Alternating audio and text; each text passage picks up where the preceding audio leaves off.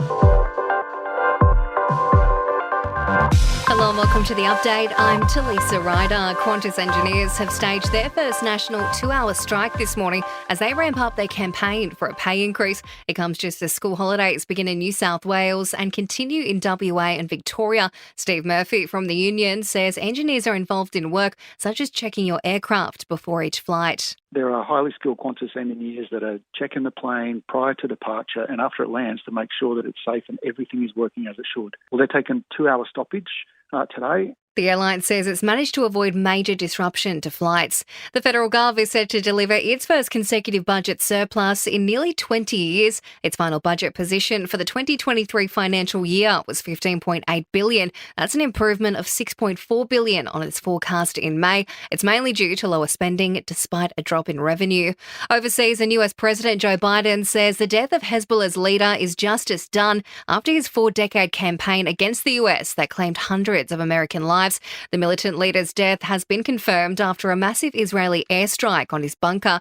IDF spokesman Daniel Hagari says Nasrallah was a key focus of their attacks over recent weeks. Hassan Nasrallah, the leader of an evil terrorist organization, and the central headquarters were a legitimate military target under international law. Closer to home, and a Perth court is set to hand down its decision on an appeal launched by Cleo Smith's kidnapper, Terence Kelly. Kelly's lawyers believe the sentence he was given for snatching the girl and holding her captive is excessive. He was jailed for more than 13 years for the 2021 abduction that made Cleo a household name. And 1 in 10 pregnant women in Australia are going hungry. A new study by the Queensland University of Technology has found mums worrying about food access are more likely to have a poor diet and lacking essential nutrients. They say poor nutrition can lead to adverse outcomes for children later in life. Sport and entertainment are next.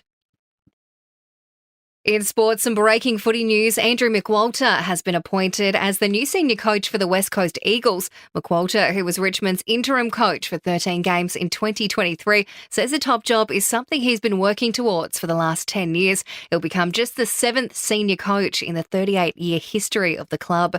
And Travis Head has been named player of the series as Australia clinched the final one-day match against England by 49 runs. Head took 4 wickets in the 5th match following 31 runs with the bat.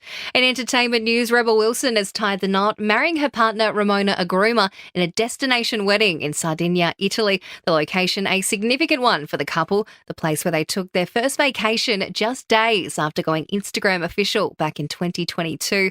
Chris Martin and Ed Sheeran have performed a surprise acoustic set together at the Global Citizen Festival in New York. They performed some of their greatest hits, including Viva La Vida, Yellow, Shape of You and Thinking Out Loud. And Katy Perry has answered the call from fans, extending her Aussie leg of the Lifetimes tour to include Adelaide. She'll take the stage at the Entertainment Centre on June 25.